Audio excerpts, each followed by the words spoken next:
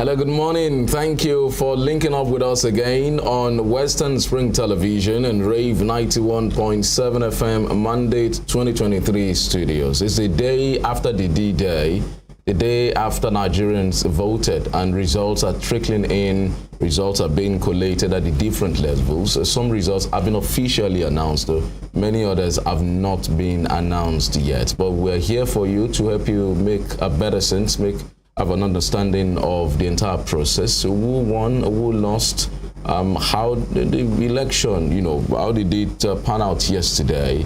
What's the turnout like? What's the process like in its entirety? What's the assessment of the performance of the election management body? Other critical stakeholders will be giving you the results as we receive it. As per the rules, as per the law, we cannot not announce any results that is not been officially announced by the election management body. That's by INEC. We should stress that. So you may have seen all manner of results on social media. Well, if they are not officially announced yet by INEC, we may not be able to talk to you about, or give it to you here. But we are happy to have you join us again. Femi Olanipeku is my name. I'll be doing this for the next few hours to help you to have a deeper insight into the issues surrounding the election and the election itself and its results. And I'm joined again this morning by a wonderful panelist who labored with us here all through yesterday, giving us wonderful insight and analysis of what's really was happening yesterday all over the nation. Dr. Tunji Omiyemi, Associate Professor of Economic History, Policy Analyst and Legal Practitioner, joins us again this morning. Thank you so much for joining us, Dr. Omiyemi. Thank you, Femi. Hope you had a restful night. Yes, I did. Thank you very much. Mr. Komiyade Miliyi, the Prince, I would insist. I think you need to pay me off if I'm going to stop calling you that. Okay. He joins us again. Mr. Komiyade Miliyi is a policy analyst. He is former chairman of the editorial board of Daily Independent newspapers. Thank you so much for joining us. Thank you, Femi. Want us to labor again today? And hope you also rested well. Yeah, very well. Thank you very much. Thank you very much. Thank you. And Comrade Femi Babalola also joins us. He's a journalist and he's used to this kind of routine, I'm sure. And he's also a public affairs commentator. Thank you so much for joining us. Good morning. Thank you so much. Hope you had a good night rest also. I give glory to God. Thank you. Also, dear listener, we appreciate you. And dear viewers, we appreciate you also for sticking with us, staying with us all through yesterday. We said to take you another jolly ride around this electoral process, giving you insightful analysis, projected into the future, looking at the history, looking at the past, trying to look at what could the future hold for us. What's likely going to be the future, and what we should do, to actually have a better future, not only for ourselves, or even for generations yet unborn. We'll be taking some feedback, taking some feeds from the field. Emmanuel Ujadigele, who alongside Biodun Ajibade covered the Osun Central Senatorial District yesterday, is a coalition reporter. So he's at this moment at the INEC headquarters in Osogbo, where the collation of the presidential election is ongoing. The last time I spoke with him before coming on air, the coalition had not started, but I understand that a number of local government results had already arrived at the coalition center. So, but they will be giving us some update, giving us what he has seen on the ground, and we'll also be talking to him. What we understand is that the official collation and announcement of result per local government would start by 10. I hope that is the case now. But so let's get to listen to the report Emmanuel sent in earlier this morning to give us an update about the situation at the INEC headquarters. It's a few minutes before 8 a.m. on Sunday, the 26th of February 2023, and almost barely 24 hours after many Nigerians have gone to the ballot to cast their vote for their preferred presidential and National Assembly candidate.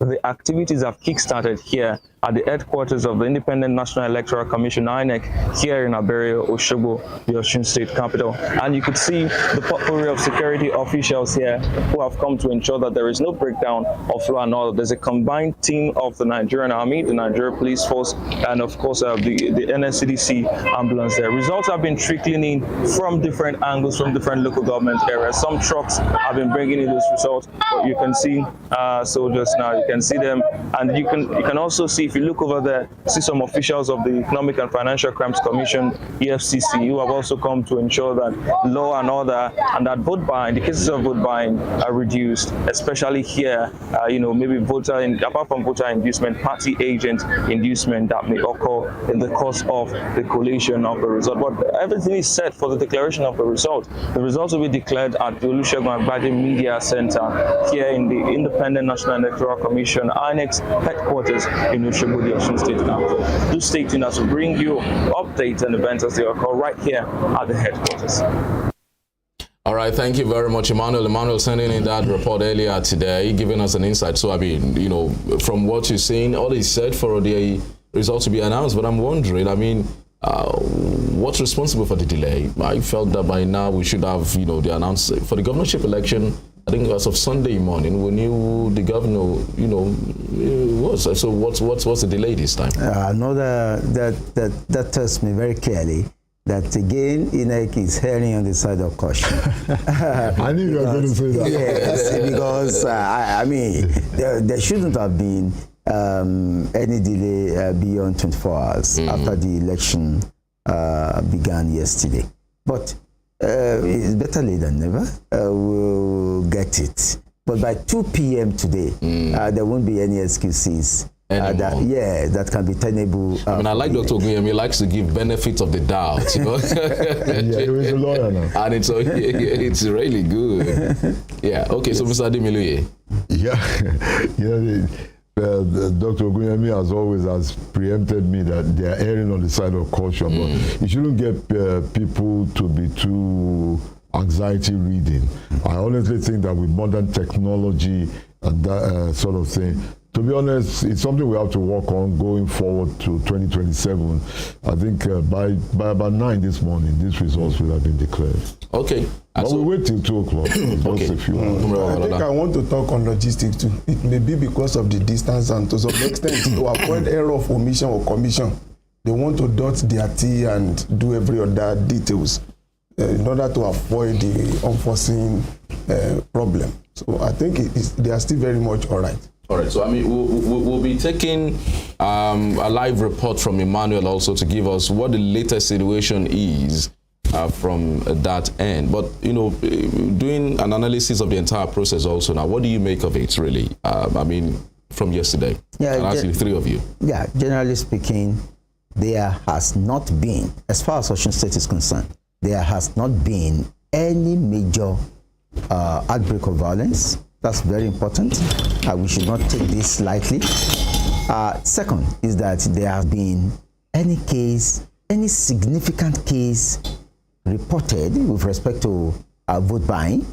And then the third is that we have not had any case of loss of lives or a major accident preventing logistics from reaching the voters. I think these 3, coincidences should be issues that can really thank God for. But with that as it may, the voter is expecting that the result of his civic duty be shown to him, so that, as Paradigm has said, apprehension will not creep in, and people will not become so agitated as to begin to ask, we need our votes, we need our results. INEC should actually to up the ante and do the needful. This is the time. Actually, I think that Osho has been outstanding because everything is peaceful. Dr. Oguyemi once again was very perceptive. There's been no loss of life, no significant breakdown of law and order, not even many skirmishes. And to me, the citizens of Osun State, they should be proud of themselves, very proud, because my own family, my wife and my children, loads of nephews and nieces. They live in Lagos. And what we're hearing from Lagos in no way edifies Lagos State or the electoral process at all. The same thing we're hearing from places like Delta State and River State. The people of Osun, they should give themselves a standing ovation. No, because the comport, the decorum has been exemplary by any standard. We shouldn't go too low. I know Dr. Guemi is unfailingly polite, but by any standard, international standards, there's a lot to be proud of about Osun State. And the standard of conduct and comportment in this state is way above the national average. If you say there are 36 states and the Federal Capital Territory, I say let us rank it by internationally accepted standards of decorum and electoral comportment. There is no doubt in my mind, and I'm not prejudiced, that Osun will be in the top three. We have a lot to be proud about in this state, and kudos will be given to everybody, the political parties, the local INEC. They have done exemplarily well. Thank you. When we do a comparative analysis of what has been happening in the past, one will give kudos to the umpires and then the electorate in Osun State. They have conducted themselves very well. Unlike in the past, when we have this kind of election, you would discover that somebody would die.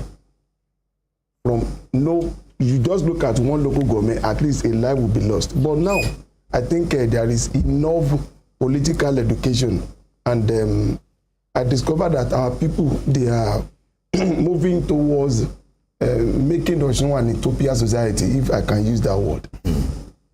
All right, so I mean, we should also stress that voting continues in parts of the country today, as announced by INEC. Yes. I don't know if that is substantial enough to impact your assessment of INEC's performance or maybe the eventual outcome of the election. INEC said the election will hold in 9 polling units in Ganaja village in Ajaokuta local government today. That's in Kogi State. Ali Rusule, who is head of other education and publicity, said the exercise became necessary because elections could not hold in the polling units due to some logistics problems. And we also understand that in Cross River State, the National Assembly and presidential election will also continue. Anthony Nwobi also said, who is the head of other education and publicity in the state, also said the election could not hold in some place on Saturday because of some issues. And he said the election will resume 8 a.m. today. So in about 3 or 4 states like that, election will continue today. Yes. That, I mean, in those places spoken about, except Bayelsa State, where we have 140, in fact, as of the last report, 141 centers, polling centers, that election will have to be reconducted.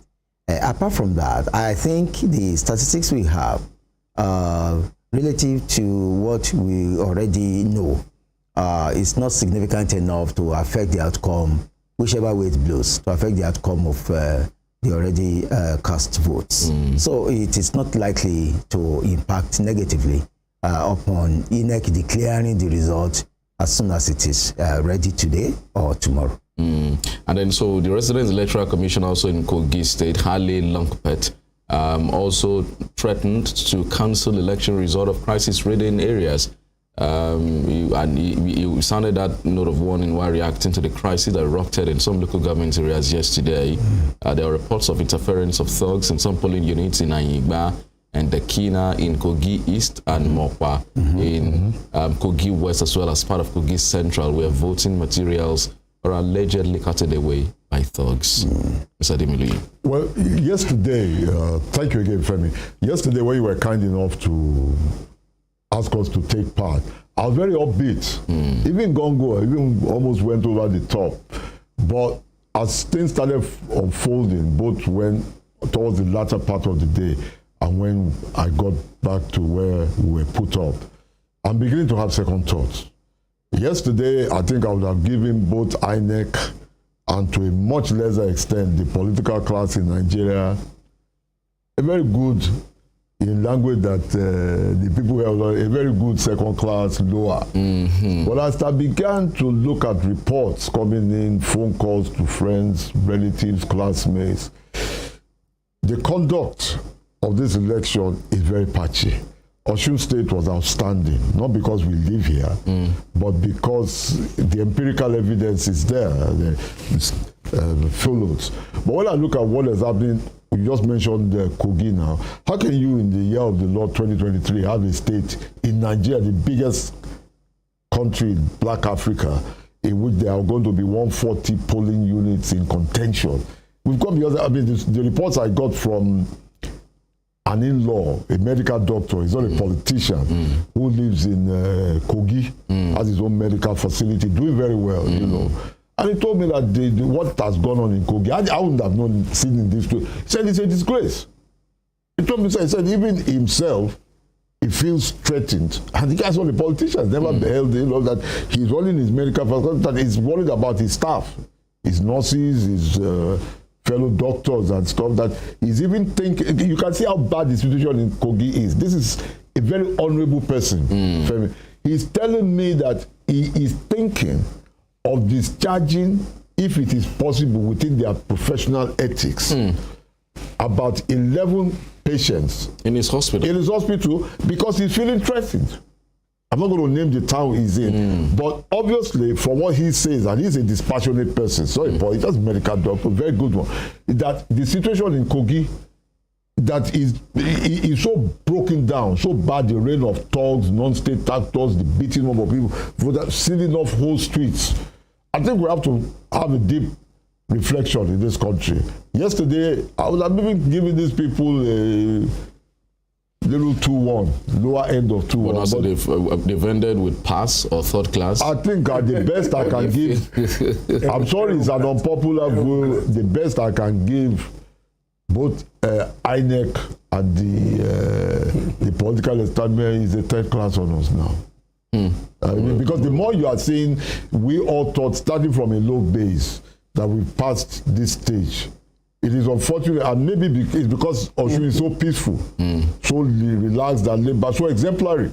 But the more you get results from non-politicians, people you trust, who have no political interest, whoever wins the election is of no benefit to them, you know, seeking appointment or anything, the more you know that it's not really a smooth sailing. But can we really, Mr. Kombe, can we really blame INEC in all of these? No, not so at all. Look at the attitude and disposition of the political class. Before the election started, we talked about the situation in Kogi State, where the state government, agents of the state government, dug, round the senatorial district to cut off trenches, to cut off a particular district because of a particular candidate. I mean, how does he sound? How Sincerely speaking, we don't need to lay blame on INEC. They are umpires. They have been doing all they could to make sure that the election is free and fair. But sometimes we deserve the kind of leader that we beckon at. When you look at how the governor of Kogi State came to power, then you know that one should not expect anything. He shouldn't have exhibited any kind of character except the way it was brought in. I am not saying that he's not a very nice man, but when it comes to position and running after, the frivolities of life, you will find this man there. Who is he? Let us check his pedigree. So this kind of thing that is happening in his state, right away, some of us have even presumed that we should be expecting such a kind of gangsterism, because that is what he believes in. Look at what happened during the Tinubu primary election. Look at the way he was addressing those, they call them delegates for the election that time. We saw the video clips at that time. So what kind of man is he? So I think they deserve the kind of, and it's not him alone, it's not peculiar to the governor alone. There's an individual too from another party. It's more or less like a rogue. So I think when we are about to bring out our leader who is going to represent us, I think we need to look at the way they are coming. Where they are coming from, their pedigree. We have to do a profiling to be able to understand the kind of person they are. Sincerely speaking, that man made me to realize that we are living in a baboon republic. Can I say one word before? Oh, yeah. Sorry. Sorry, right. Doctor. All right. Yeah. Just to buttress what Femi just said now, because it's important, we are not taking this thing as seriously as we should. A nephew of mine was telling me yesterday when we were talking on WhatsApp phone call from London that one of the disappointing things about the political establishment in Nigeria is that we're not looking at it from the perspective of somebody doing credit risk analysis on bond pricing of Nigeria, on the pricing of our debts, of our insurance, because it's affecting you, the insurance you pay on this, your laptop. He said like a lot of this stuff that is now coming out from places like Kogi, Rivers, Delta, that a credit risk analyst is going to factor it in. So you might end up, it doesn't mean anything to these people, all the nonsense that is going on. But at the end of the day, your laptop, your tin of sardine is inadvertently affected because that means that when an insurer is sending a cargo load of ships to Nigeria, the insurance pricing factors in all these things, but we don't take that thing seriously, which means that you might end up paying more insurance on a cargo ship from Liverpool or London or Shanghai than the person importing the same container is paying in Tema in Ghana or in Freetown in Sierra Leone. I just thought that you say that these people should be a bit more sober because it's affecting those of us who are not involved in this thing. I'm sorry, I interrupted. Yes, just before Dr. Guyemi comes in, I understand we have Emmanuel Ujadigele standing by to give us some update from the INEC headquarters. Emmanuel.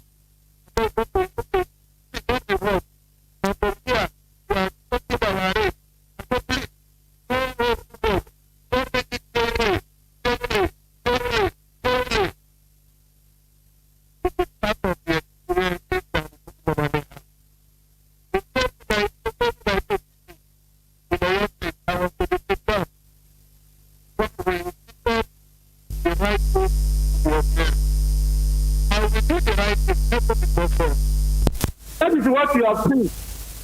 And I'm happy. The various professors in the class, they will be able to have far perspective of how the system works.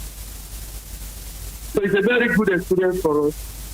So myself, the electoral officers, I know by next week we are going to have meetings. They will tell me stories. I know them, but they will tell me, where is you? Sorry, you are here alive. A lot of applause for Pastor Akitude. Your last two calls came when I was already fled, and the CP was already responded on the platform. I don't have to went well. That you are here is even the evidence. Everything went well. A lot of applause for you. So I have just come by you. They are very wonderful. We have verified. We have done everything to say we are all smiling. All in the interest of doing the right thing. So I appreciate you. My supporters, I appreciate all of you. Now, the order of this moment, that order of this moment is my Oga well seated here.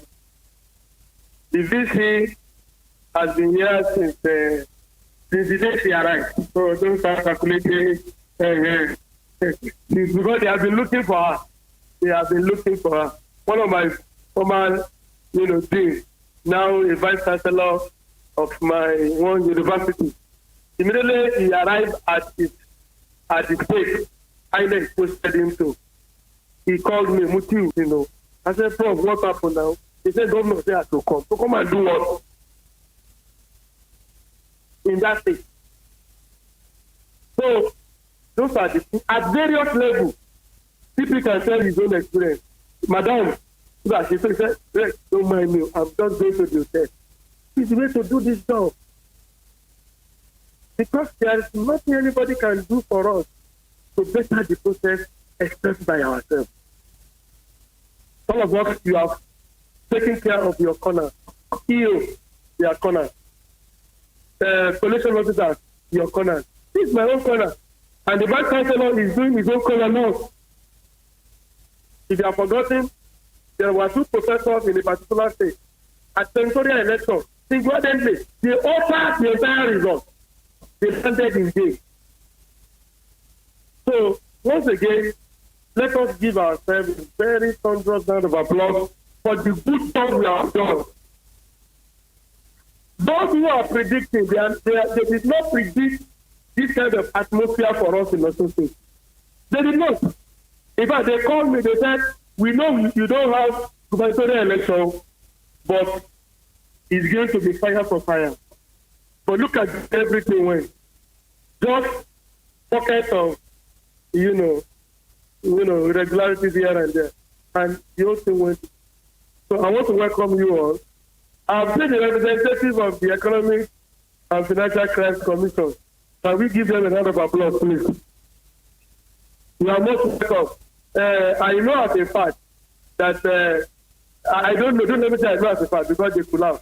I don't think they were able to have any suspect to do that here today. Oga, was there anybody? Not really. Nobody. The outcome, don't say I said the video, the outcome, you can see. So all of us, we have teamed up together to achieve it. I want to welcome you all. Vice Chancellor, I want to appreciate your coming. Ladies and gentlemen, the election conducted is a very special one. This morning, we have been able to make sure that we are allowed to be part of the process. Okay, to be part of the process of this election, so that we can all know how to do the right and the correct thing. Today, our EO and the collation officers, they have brought all the various results together. They will make their presentation, we will listen to them. The collation officer will collate together. Our next procedure is, after the collation here, the 2 of us will proceed to the National Collation Center at the International Conference Center. Please, let us maintain absolute decorum. Nobody should exhibit any form of irregular behavior. We will tolerate it. And that is why we have set the constitution here. Sorry, I passed. I forgot because you are a candidate. So I forgot to remember you. Our IPAC chairman is here. He's also a senatorial candidate of his party. A round of applause for you. Thank you, Mr. Adebayo. You are welcome. So we will do that, and we want us to cooperate. Let us present on time so that we can finish in good time and allow you to go and rest. On behalf of the entire management team of INEC Osun State, I want to welcome you all, and I want to assure you, at the end of the day, we will celebrate together. Oh, well, Femi, if you can hear me, that's the President Electoral Commissioner of the Independent National Electoral Commission, INEC, in Osun State, Mutiu Agboke, who are just giving the speech. Well, we'll get back to you with more events here, but we're about to start looking at the results now. He has just said that elections went well, security officers were up and doing. Like I sent in a video earlier, this place is heavily police, military men are here, this is here, and also you just heard that members of the Economic and Financial Commission are also here. So they are here to ensure that everything goes on very well. Very quickly, very shortly, we'll be taking the talk of the local government. All right. Thank you very much, Emmanuel. But just to clarify, do we have all of the local government EOs and coalition officers on ground, or are they still expecting some to come in? They are still expecting some to come. I'd like to go in, but let me just say that the coalition officer of the state is the Vice Chancellor of the University of Lagos, Professor Folashade Oguntola. So I'll bring you updates as they come. We'll join up with the rest of the program. All right. Thank you very much, Emmanuel. Thank you. All right. So Emmanuel Ujadigele, they're giving us some updates from the INEC headquarters, which is the State Collation Center. They're using the Segun Agbaje Media Center. Segun Agbaje is the former resident electoral commissioner here in Osun State. He's currently the resident electoral commissioner for INEC in Lagos State. And like Emmanuel said, he dropped the very vital information for us. The State Collation Office is the Vice Chancellor of UNILAG, Professor Folashade Ogunshola. You know, so the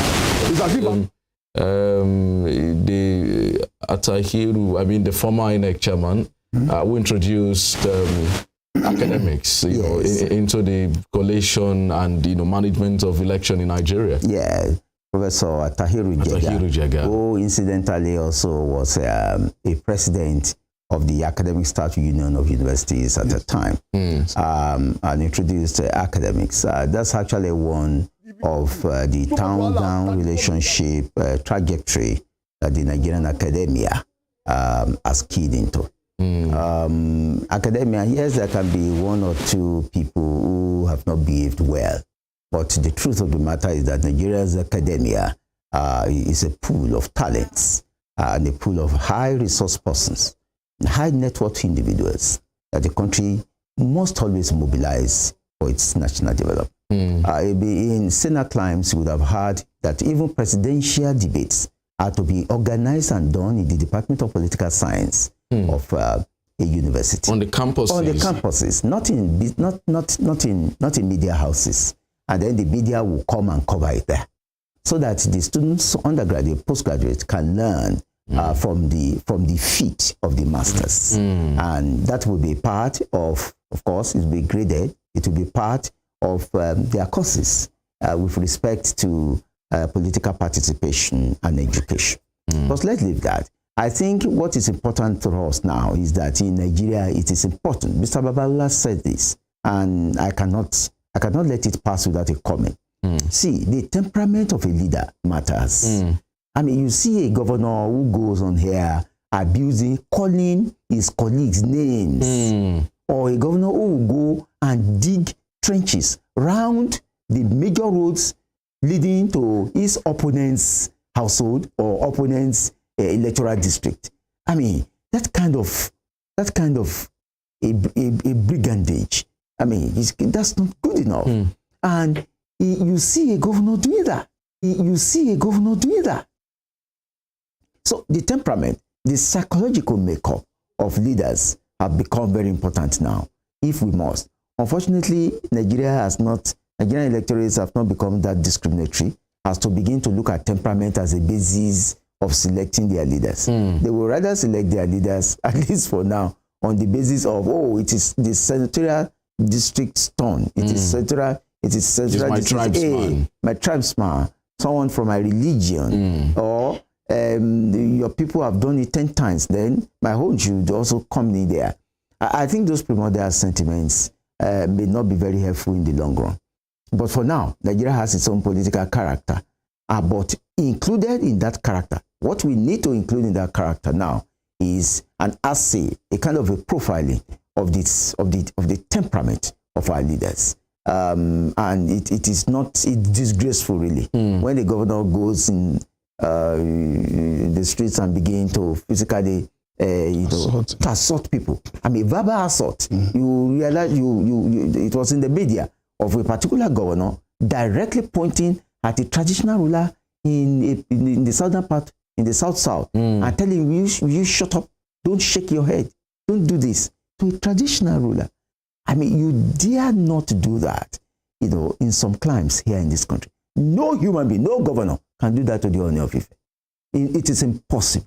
But you see, because of the Omoluabi ethos, that the people in the western part of Nigeria seem to have internalized, right from their primary schools up to their university days. So I think that kind of an Omoluabi ethos can be copied as a national ethos that we should imbibe. A governor does not look. A governor actually means the first person in that state to exhibit the highest level of patience, tolerance. Unfortunately, you see people make abusive words, assault people verbally, and go and dig trenches around the town of the opponent, so that the opponent will not be able to transport either him or herself, or ensure that his officers or the even INEC officials just to frustrate the opponent. It is unbecoming. It is unbecoming. It is not good enough. And it is not good enough.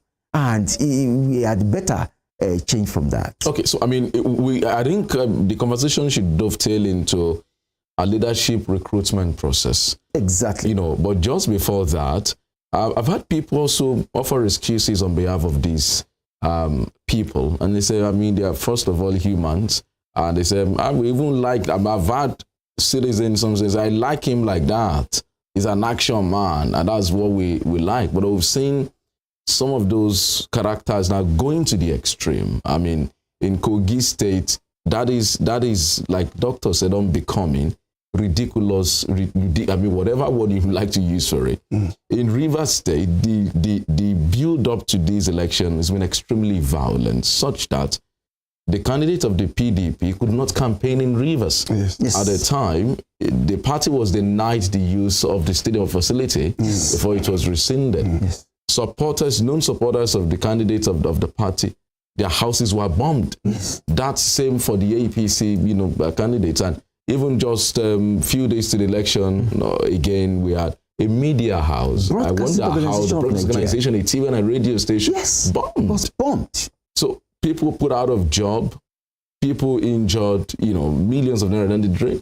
How do we explain the fact that some of our people see nothing wrong? Like you said, we deserve some of the leaders we beckon at sometimes. Honestly speaking, let me start from these, the academia, as Doctor has said. In University of Ibadan, about 3 weeks ago, they organized a debate between Folari and Seyi Makinde. I think Department of Political Science and Sociology, and I heard what happened at that time. So if they could do that or liaise together with the media, that will help us so much. Maybe we will not be producing the set of leaders that we are having now. And before I go into that place, there was a time, sir, I think between 1963, 64, 65, when the late Sage insulted Olowofo, we all knew what happened at that time. That not only these people, it has been part and parcel of our system. Especially, though there was this kind of, you have given your support to this instead of giving support to me. But at the end of the day, they were able to settle whatever scores that really, occurred at that time. But to bring out an individual is going to represent people should not be the job of the media or the electorate or the party member. I think there should be a sort of a coalition of different organizations. Because like what I have learned and I'm not an educationist, but I learned that before somebody could be graded to be given first class, they will check your affective domain, your psychomotor, and then I've forgotten the three. So the same way, if by the time we want to produce an individual is going to represent or is going to be our leader, we have to look at every other thing. We have to look at his behavior, the way he relates with people. We have to look at the way he communicates. We have to look at so many things before an individual could be given opportunity. Until we move away from the issue of money and money and money, we won't get to where we are going. We will still remain in the wilderness. The problem we are having today in Nigeria, It's all about money.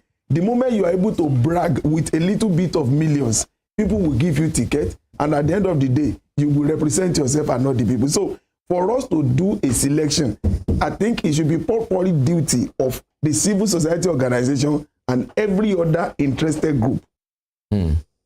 All right, so I mean, let's look at what the REC said. I don't know if there's anything that strikes you from what the REC said. He commended his EOs, Yes.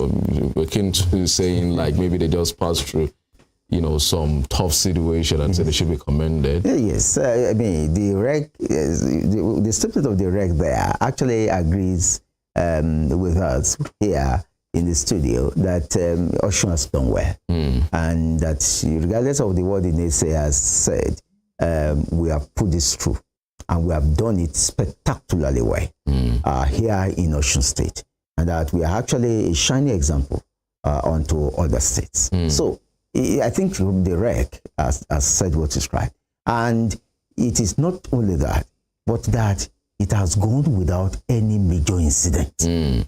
I mean, that is important. We should not minimize that. It has gone without any major incident.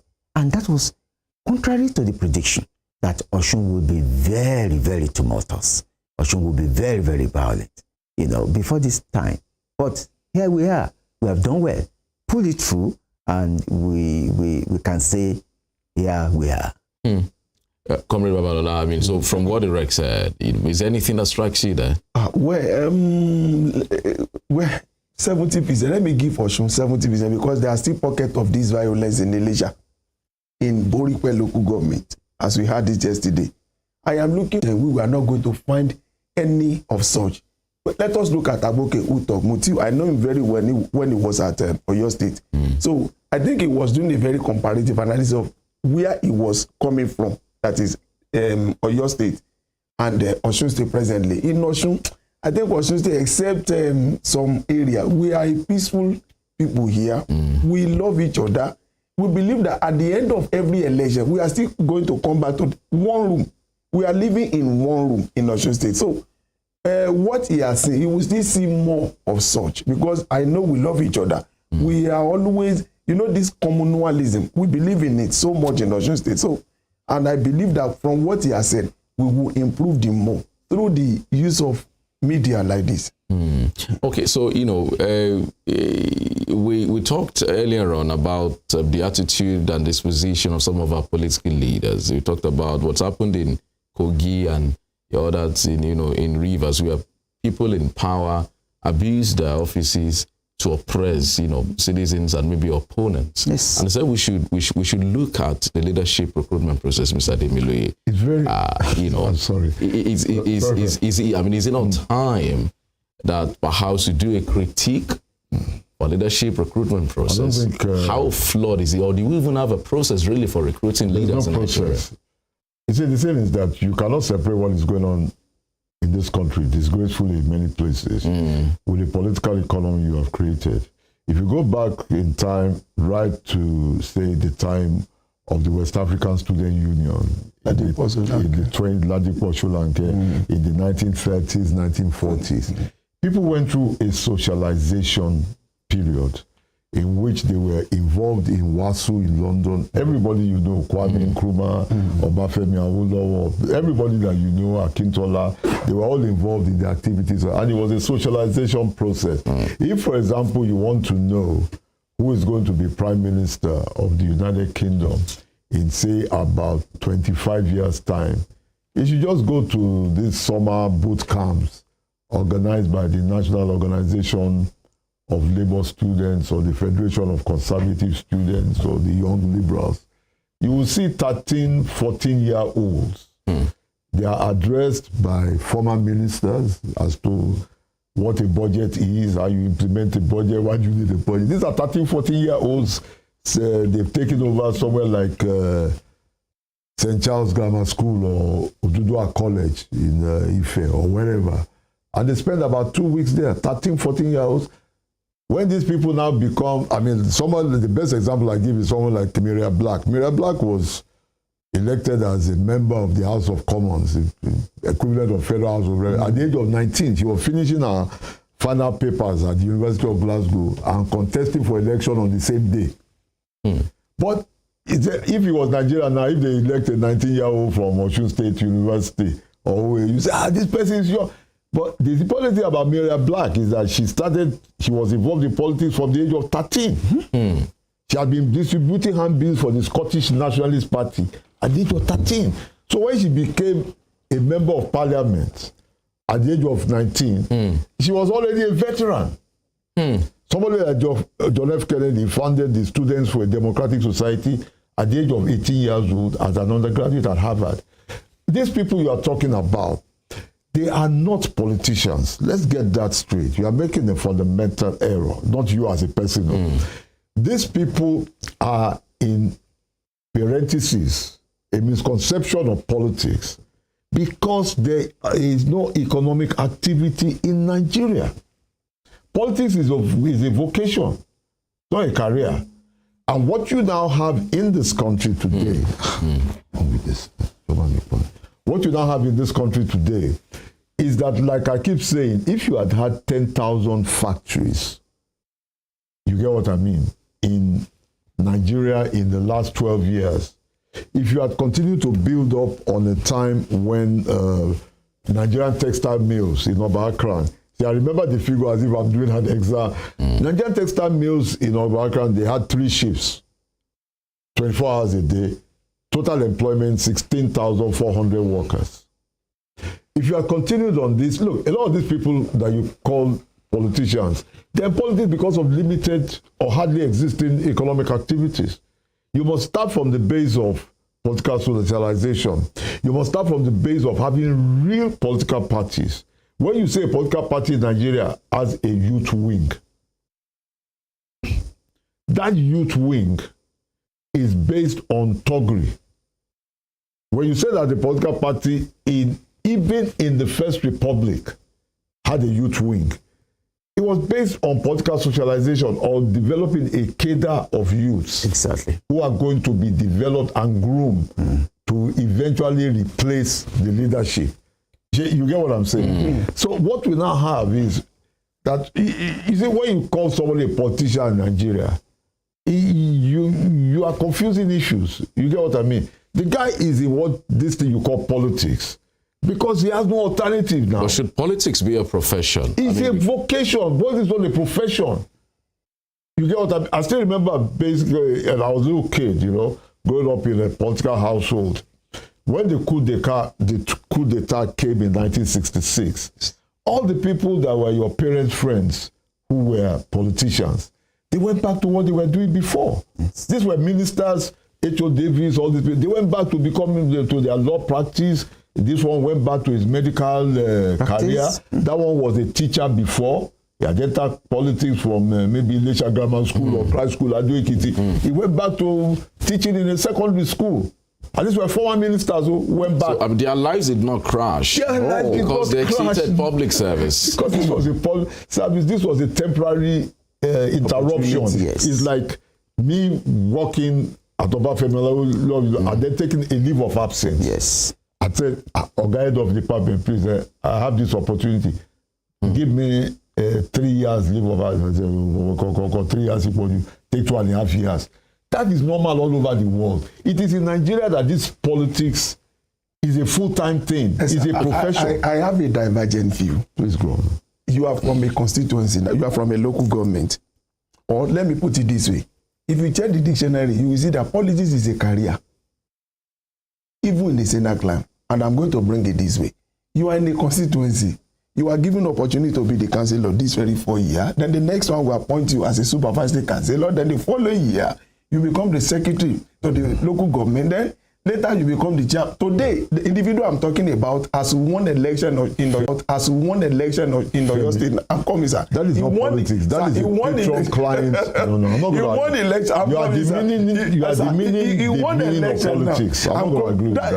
He won election into the House of Representatives. That's number. I understand what you are saying. That the youth wing in those days, the action group, that is what produced people like Ebenezer Babatokpe and the rest. I quite all right agree. But today, the kind of youth that we have in political parties, these are Yahoo boys who are ready to do the undoable. Femi. So what I'm saying is that it could be career, it could be vocation, it could be what, but in Nigeria, the way we look at it, and I want to believe that if dictionary could put it that politics is a career, It's not a career. I won't agree with that. It's a vocation. If you check, if I may interrupt you unfairly for one moment, yes, sir, before other people come in. The kind of youth you have today is the production of a demented system of social and economic relationship. If you had a country that was based on production, like I said, 10,000 factories, you say youth. Have you seen any youth? I don't want to get a bill from Femi. Have you seen any youth who left a consultancy? A youth of 29, 30. I know quite a few of them who left a consultancy. I'm not going to measure any. You know the kind of consultancy where he's earning about 350,000 naira after tax per month at the age of 29. Who says he wants to go and become politician? It is the kind of economy you have built. If you had an economy, like I said, 10,000 factories like Nigerian textile mills, to the little factory employing 150, 200 people in Ikpetumodu or Kirun or whatever, if that was the situation across the country, I am telling you, your definition of youth, of politics, of everything will be different. You say somebody is a youth, if the guy was doing something sensible, he would not have gotten to the stage where he's used as a battering ram. You get what I'm trying to say? It's because of this lack of opportunities. And that is why whoever wins this election, if indeed is a patriot and he loves this country, he must now look at the fact that the kind of economic, social and economic system of relationships we have developed over the last 40, 50 years is going to implode this country in the end. For EndSARS was just a forewarning of something nastier to come. Sorry, I took too long. Dr. Ogunyemi, I'm on this leadership recruitment process. Mr. Ademile said we don't even have a process at all.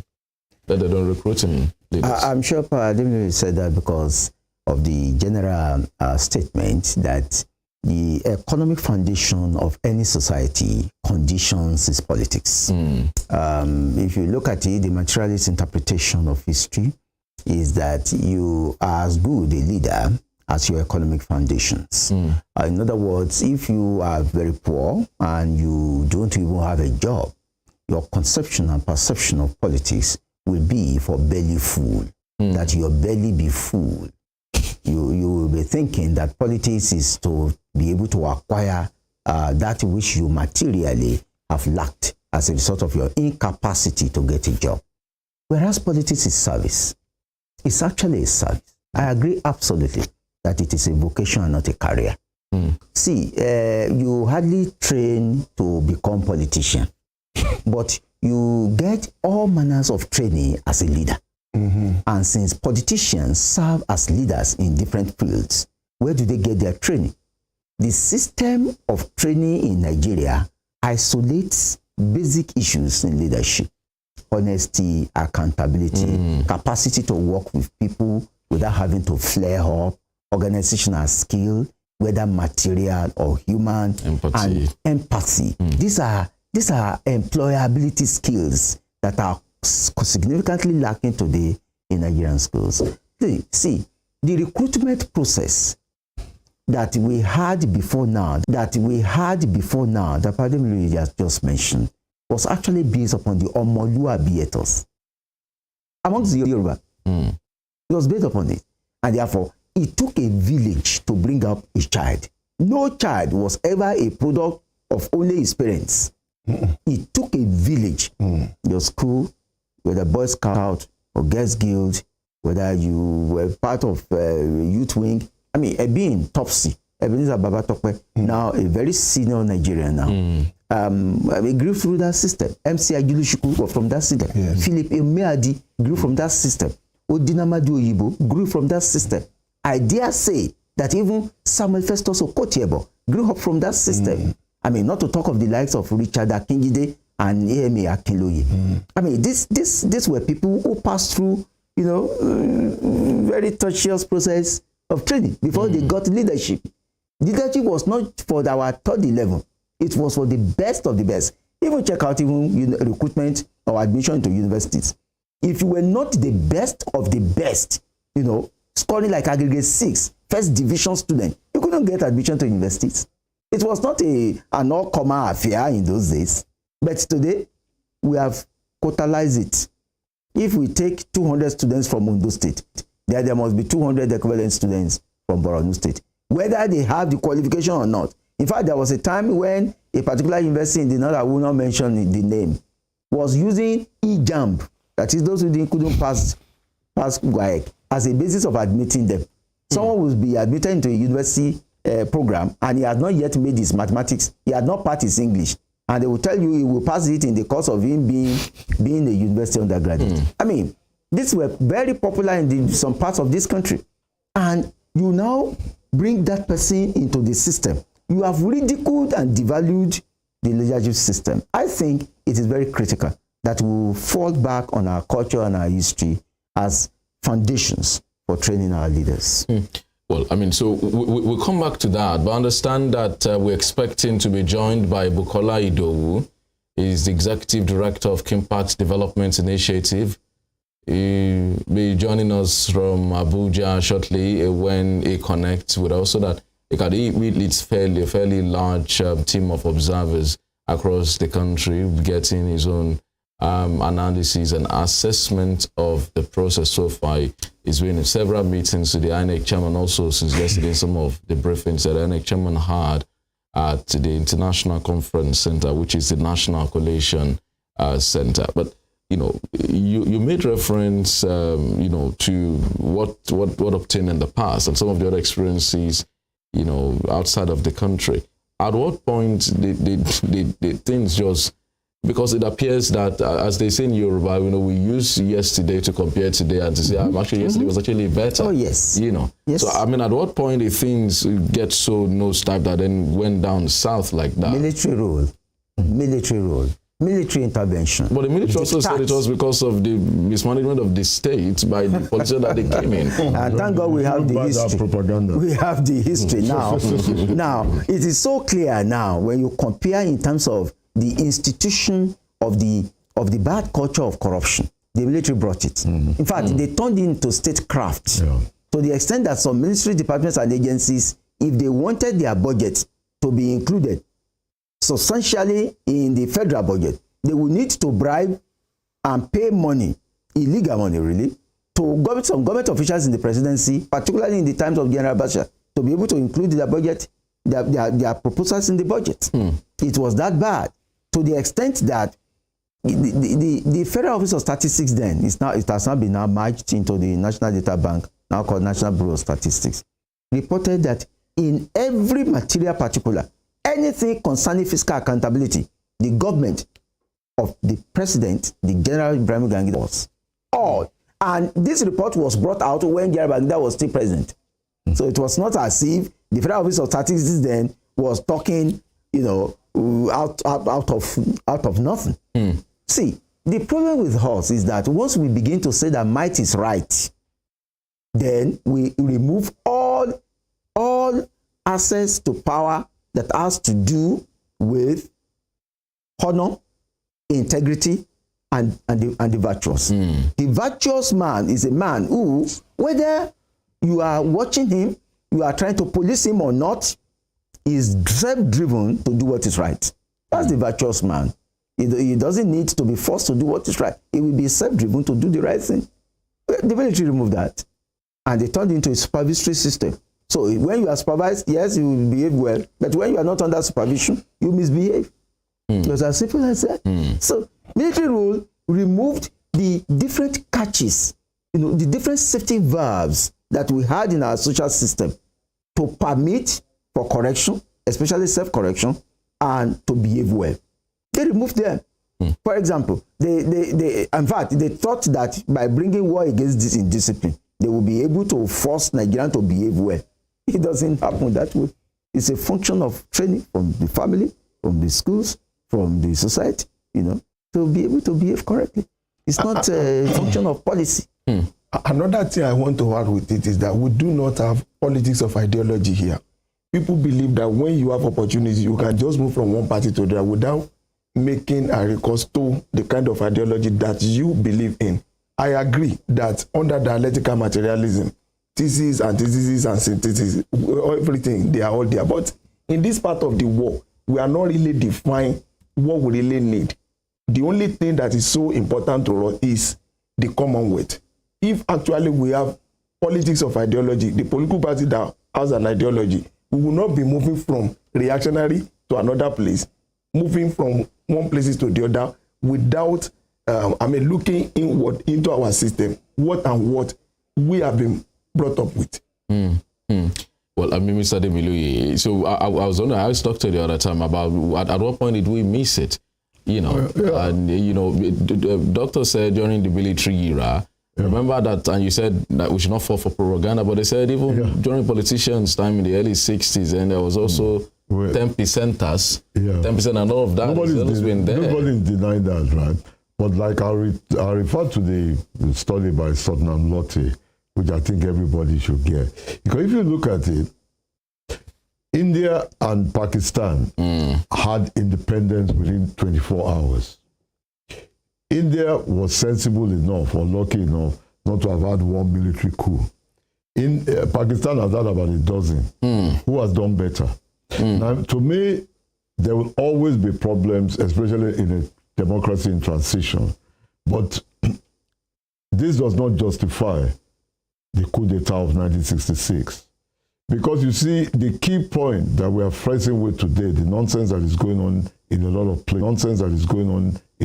places, is because if you look at the history of Nigeria from amalgamation until that decisive and unfortunate set of events in 1966, the Nigerian framework had either to be based on production. The 1960 and the 1963 constitutions, the 1963 constitution was ratified by plebiscite. Yes. Was based on production, on what a Canadian Prime Minister, John D.F. Baker, called you eat what you kill. Not that you eat what you go and get at federal allocation or FAC in this day. And if you look at it, the regions were meeting both the regions and the central government were meeting their targets and surpassing it.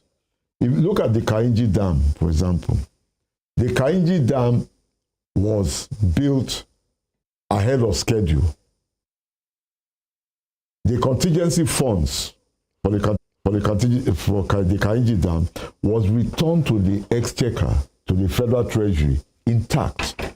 Since the military came in, which project had been built on time, no variation, and the contingency funds returned on time. One thing that we have learned from military rule is that when you leave the initial euphoria, it is a disaster.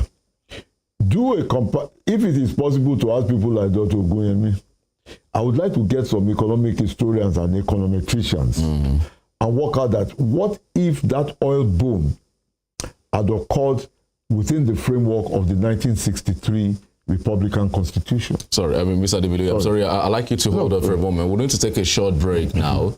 And when we return, we'll be getting some more reports from the field and also from Abuja, the Federal Capital Territory. We'll be back after this break.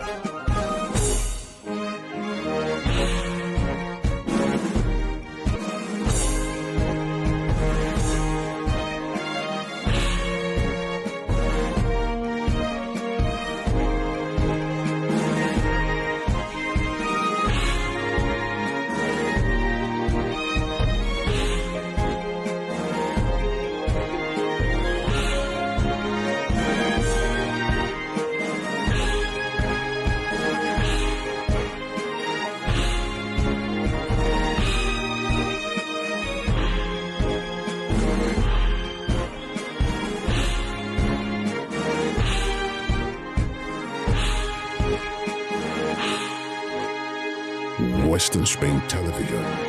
Ours it is.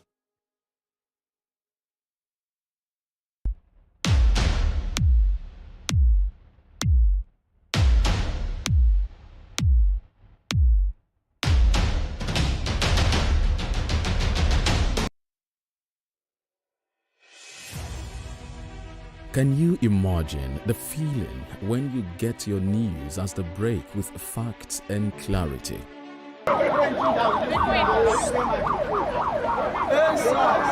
Our news are reported as it is. In Africa, and all those who masterminded the way it happened will have to pay a price. Enjoy Western programs, projecting culture and tradition to the world.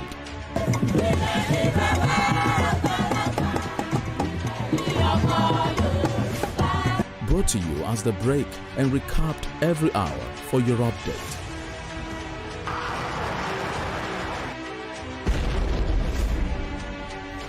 You must never forget the sacrifices of the heroes of Nigeria's democracy. Produced and brought to you in a unique way never before seen. Western Spring And Western Spring Television. Television is coming home in your color and culture.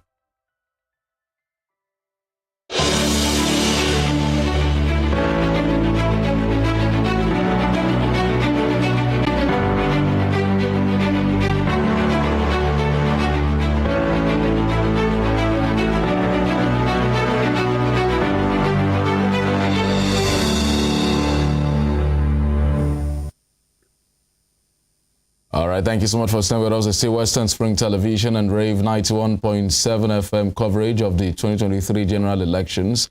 Is our Monday 2023 studios here, and we have joining us via Zoom this morning the Executive Director of Impact Development Initiative, Bukola Idowu, is leading a team of observers, a fairly large team of observers across the nation. Thank you so much for joining us on our Monday 2023 studios, Mr. Idowu.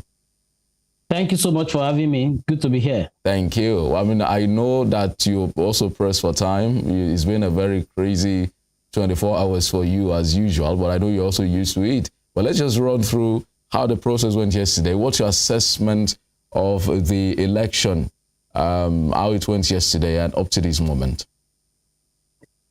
Okay, so thank you very much. And the election, much anticipated election, happened yesterday, and for us at KDI, we deploy 1,127 observers, and we make sure that we have representative across all the local governments, and then we started working with other partners too. And so what we had yesterday was I would say that it's something that was not really encouraging, most especially in terms of commencement of polls. In fact, as of our data at the situation room told us that over 50% of the polling units, open after 10, and that is not really encouraging. What it means is that the polling unit is supposed to open at 8:30 for elections. Of course, they are expected to be there before then, but when you now begin to have late arrival of materials, even election officials arriving 10 o'clock, and then elections start after 10, that has not been encouraging at all. And I must say that that election was one election that we expect a bit of perfection. We may not have it 100%, but it was a bit of perfection that we expect. And what we got and that election was not really encouraging. And I give you an example. You see, the election happens to be one election that has raised, that had a much attention from the international community. For some of us, last year, October, we were at a global stage talking about this election because we were invited to various institutes within the Western world to talk about this election.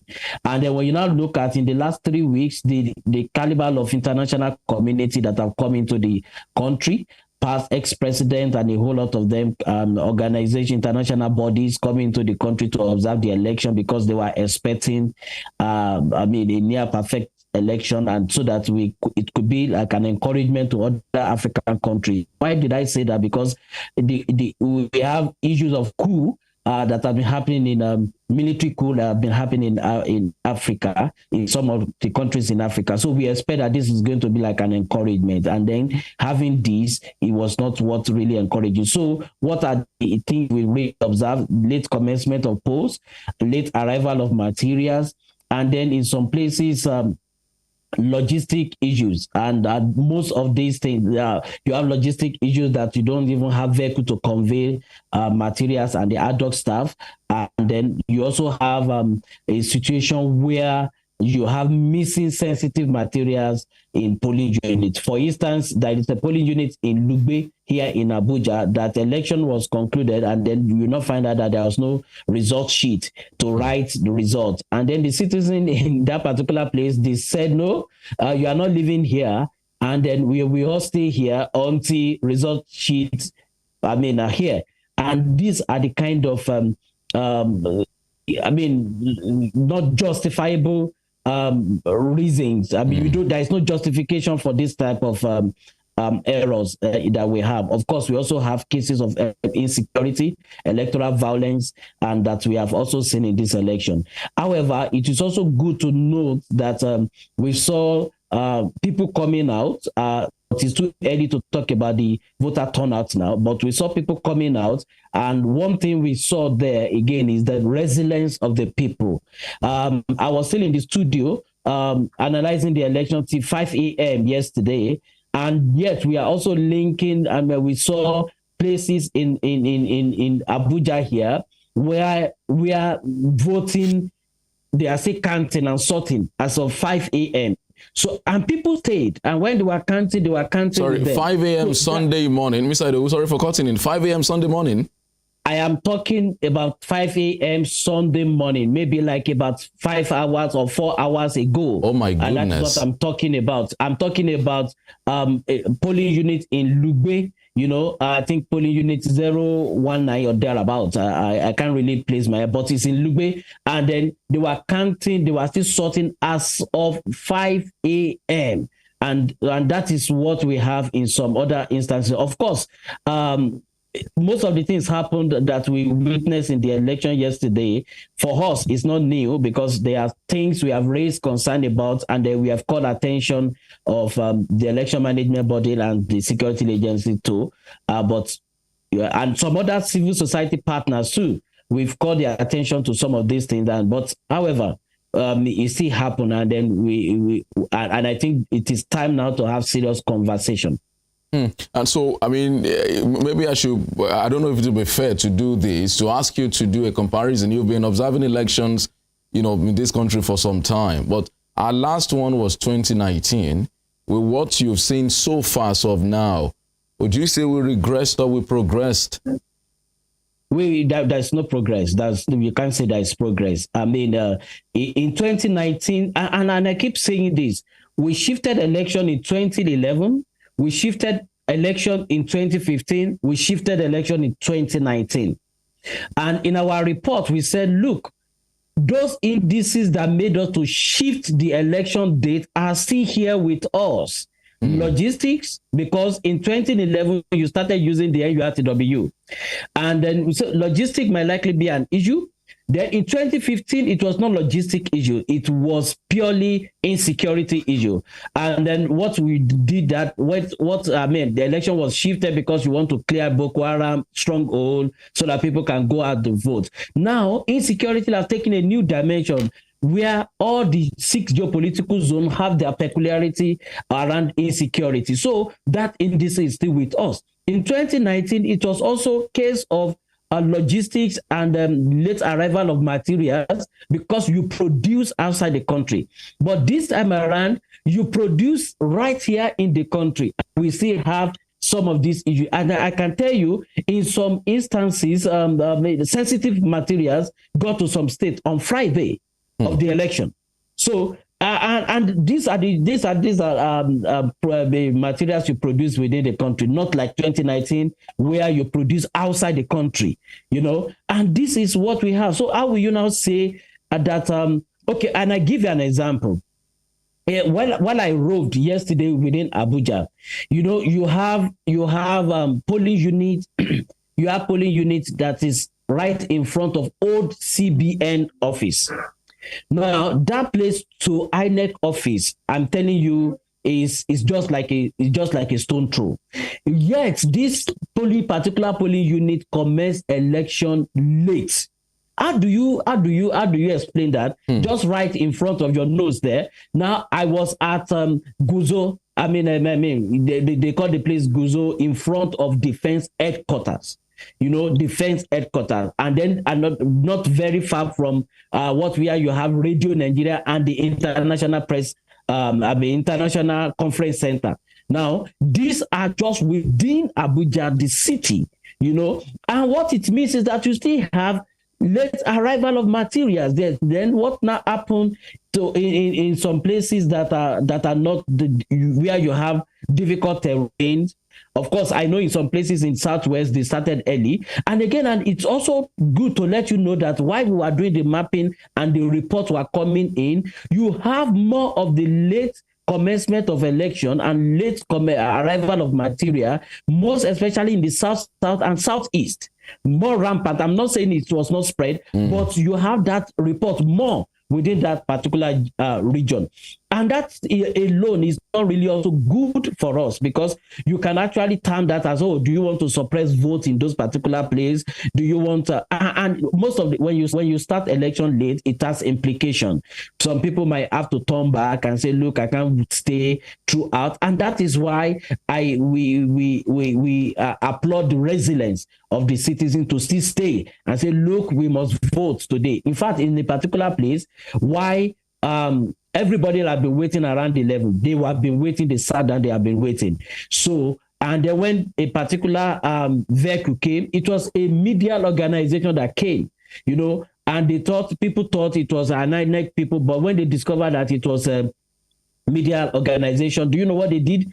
Everybody was saying, we must vote. We must vote. So they capture us. We must vote. And that is to tell you that the interest is there. But what the people want to vote, then preparation of INEC did not match the expectation of the people, and it is two waiting preparation of election management body, and then the preparation, and then the preparation of the citizens that want to vote, because you can prepare top notch and the people did not come out to vote. But this time around, people are ready to vote, but the preparation is mad the process. So this is where we find out. Well, I mean, interesting. 2023. Oh, well, so, you know, but judging by what we experience here in Osun, so that means Osun is a sort of an outlier. You know, we had a fairly good showing here in Osun. Oh my God, we in Osun we deployed 91 observers, and Osun was just exceptional. And I keep asking myself, it's like you people, and I keep saying that Osun, I mean, this is on the lighter notes. You know, we said it in our situation room yesterday, that Osun has been deceiving us. You know, Osun has been deceiving us, because when you come to Osun is the last election to the general election. Everything looks okay in Osun, and then you start early because you have a good terrain. Everything works well, you know, in that particular place. And then we will not think, we have this hope that, hey, yes, we are ready for the national election. We are ready for the general election. And then we now get to the general election. We now find out that Osun is just like a very different thing. And for us too, one of the things I said yesterday that that I said is that I think now what we have been doing before for as civil society and media is that we have been comparing onion with tomato, and which we think now is not fair. We should be comparing off-cycle governorship election with off-cycle governorship election, and be comparing general election with general election, because why we compare off-cycle Osun, Anambra, Edo, and Ekiti election, and we now begin to say, oh, we got it right there, we got it right there. When we now deploy on a massive level, we find out that it was a total disaster. And I give you an example. When we were conducting Osun election, you have close to 16 resident electoral commissioners from different states right there in Osun.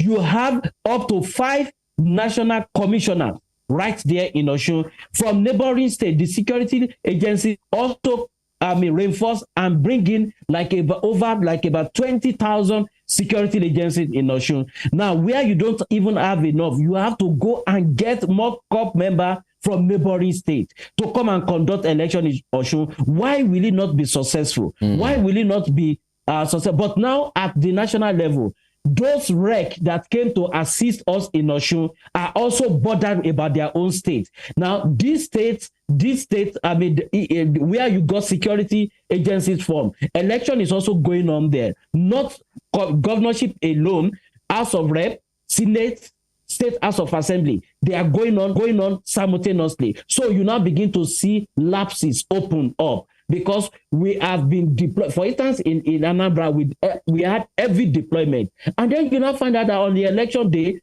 there was not little or no incident of electoral violence. And just the election was peaceful because you deploy every apparatus of the national security asset there. Bomb squad, everybody were there. But this time around, how do you do that? And that's why we have this number of electoral violence you have right there in Lagos and across the South. So, and I think that has been deceiving. We need to now begin to take. So if you really want to say, look, whether we are ready for the election, then we now begin to compare 2019 with 2023. We can't compare Osun governorship election, which is standalone, with the general election. And that has given us false hope that we are ready for election. Well, interesting. So essentially, INEC's logistics, bar Osun and a couple of other states is a mess. I mean, it was a mess yesterday.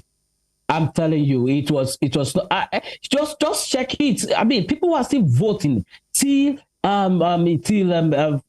people were still sorting and counting was still going on in a lot of polling units. Then INEC have to come out yesterday to suspend election to continue today in some states. You understand? We have Cross River, we have something we are in Enugu, we have a lot of places like that. That election will continue today. Now again, do you also notice that? Look, as of 5 o'clock in Osun State, in Ekiti State, and by 9 p.m. during the election day, we already know the trajectory of that election because we begin to see the results almost like about 80% of the result on Wstv-Rave, in Osun. But here at the national, do you know, as of yesterday, 8 p.m., Wstv-Rave, for presidential election was not working. You understand? So as I'm talking to you now, because I've checked the Wstv-Rave, we've checked the Wstv-Rave before coming because we're already working on the Wstv-Rave at the situation room. I am calling, I'm having this conversation with you from our situation room. Now, as of this morning, that before I joined this call, we have just a bit over 20,000 results on Wstv-Rave. So, and we are going to 176,606 polling units.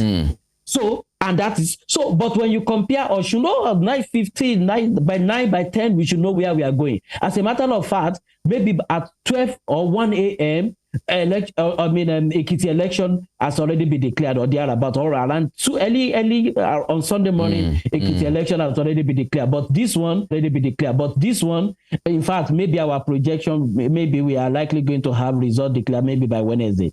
Wow. Okay, so for these, because why I asked about logistics being a mess is I want us to interrogate it and look at if is INEC's dependence on third parties outsourcing some of these responsibilities or an internal issue within INEC. And I raise a point. For us journalists, the tradition is INEC gives us electoral coverage gears. So there is a cap, there is a reflective jacket, there are stickers for our cars that we're on election duty. But these year, for us in Osun, I've spoken to some of our other colleagues in other states, the only thing we got was the tag, for journalists. And then maybe you have to struggle to get 2 press stickers, unlike before when you have caps and reflective jackets. Is it reflect? And you also said in our conversation earlier on that for some polling units, imagine not having the result sheet. We also spoke to some of our partners yesterday who called in from Lagos and said a particular polling unit had a fewer number of ballot papers than the voter register, than the number of people in the voter register. Is the logistics mess coming from the people that INEC relied on, or an internal failing of the operations and systems of INEC itself? So I think it's a couple of things. You've actually identified some of them, and I can quickly speak to that. Now, that's, I mean, the media, that is not even, the observers also. We are not informed, Mr. Edu. Is that what you're trying to say? No, I said the observers also face the same problem. All right. Yes. So because in the past, we even have a face cap, we have reflective jacket. We have a reflective jacket, we have our tag. Now, and we notice a change right from Anambra election, where they have systemic drop.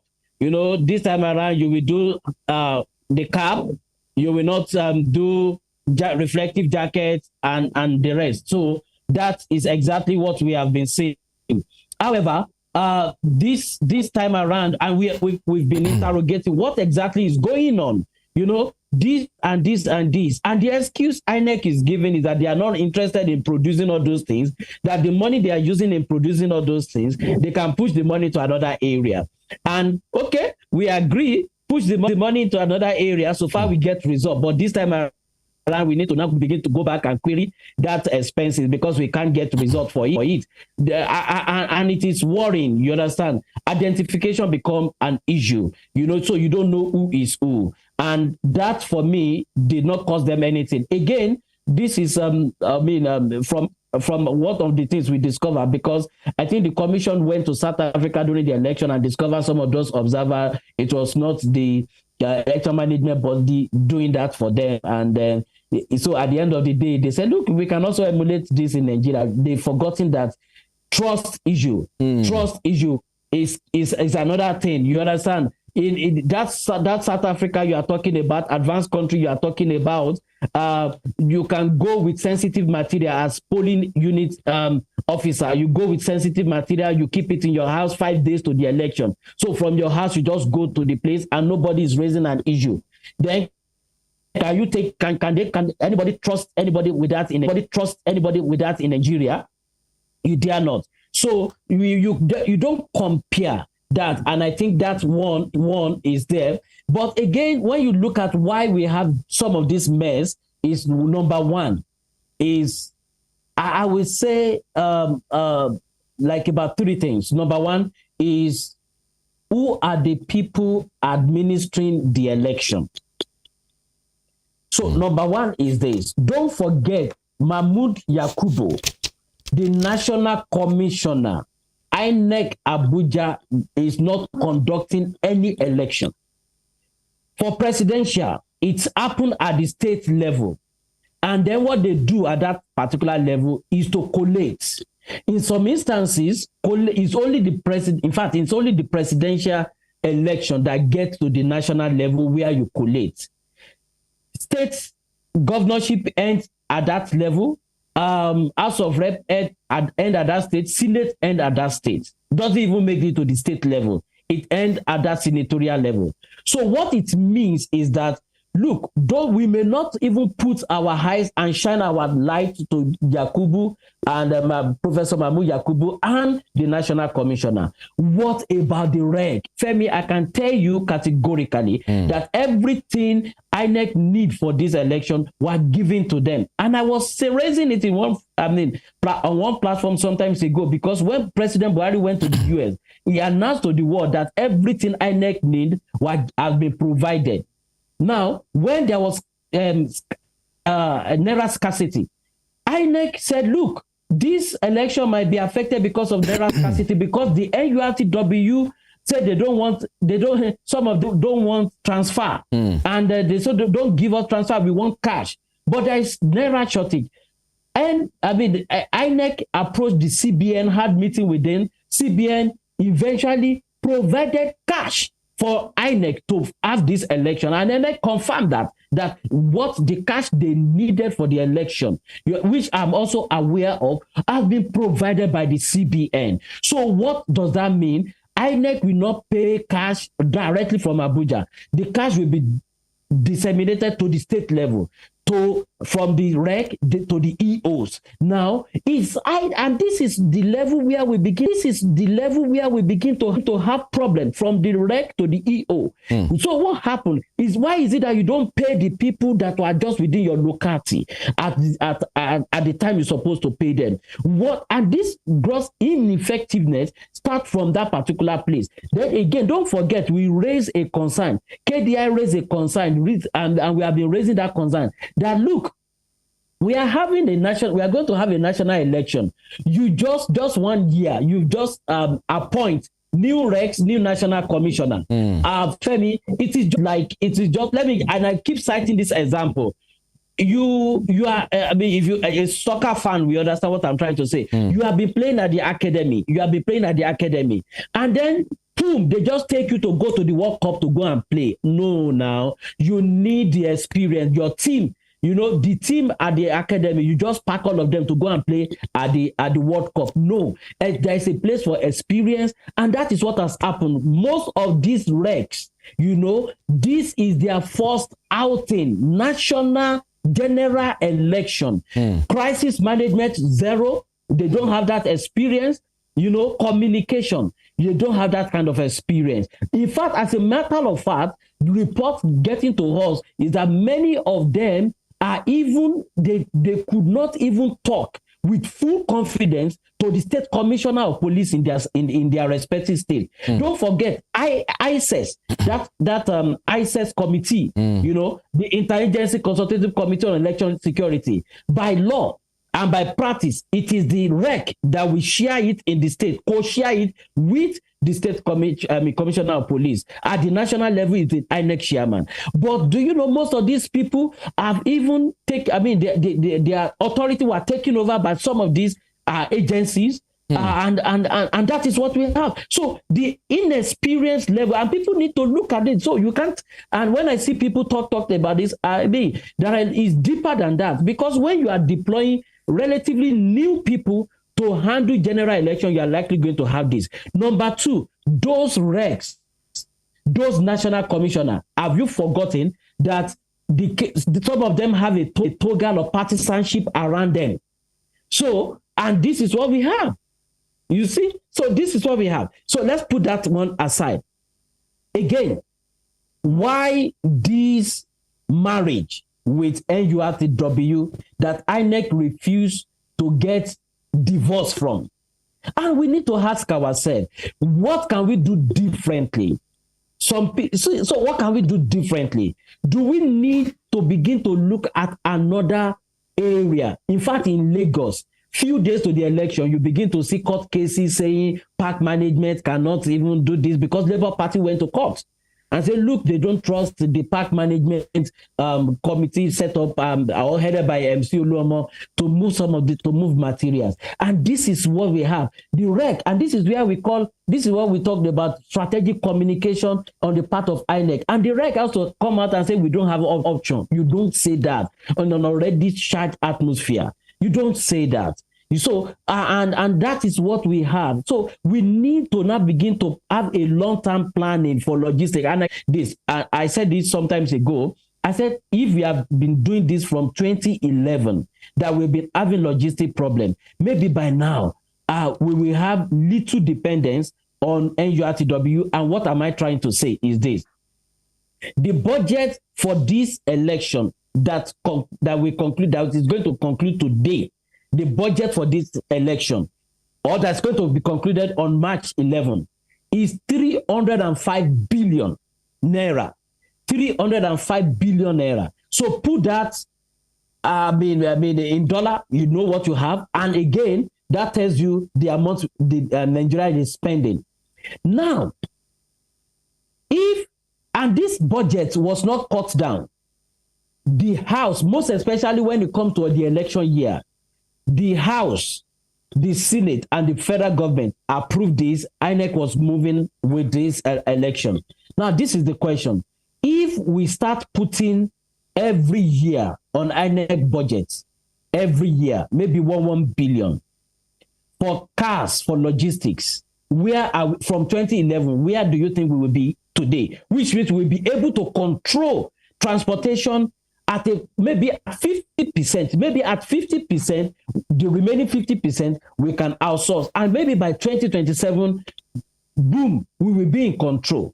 You see, so that alone, in terms of long-term planning, in terms of budgetary allocation for what matters, it's needed because we budget billion for security agencies, we budget billion for printing, we budget billion for ad hoc officials, we budget billions for what is it called? Technology, the beavers, the Wstv-Rave and developing all those stuff, coming up with server and with a robust firewall, that we give you, that will protect the country against cyber attack. A lot of budget have been made for that. Now, what if we start making budget for that little by little? This is where probably today we will have been in charge of our logistics. So these are some of the issues that we felt, look, we just cannot be doing this over and over. We need to plan. And the last thing I will say on this is this.